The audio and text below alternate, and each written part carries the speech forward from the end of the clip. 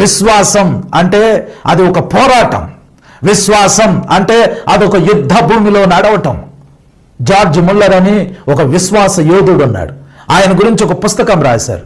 ఆ పుస్తకం యొక్క కవర్ మీద ఆయన పేరు బయోగ్రఫీ ఆఫ్ జార్జ్ ముల్లర్ అని రాసి కింద క్యాప్షన్ ఏం పెట్టారంటే, he dared to trust God, అంటే ఇతడు దేవుణ్ణి నమ్మటానికి సాహసించాడు అని రాశారు.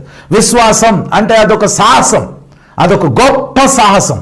దేవుణ్ణి నమ్మటం అంటే అదొక సాహసం అండి.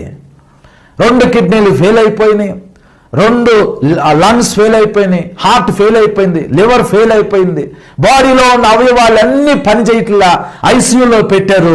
డాక్టర్లు చెప్పారు రేపో ఎల్లుండో ఇక ఆక్సిజన్ తీసేయొచ్చు, ఇక ఏం ఉపయోగం లేదు అని అన్నారు. అలాంటి ప్లేస్లో, అలాంటి ఐసీయూలో, అలాంటి సిచ్యువేషన్లో దావీదు ఉంటే దావీదు ఇదే మాట అంటాడు, నేను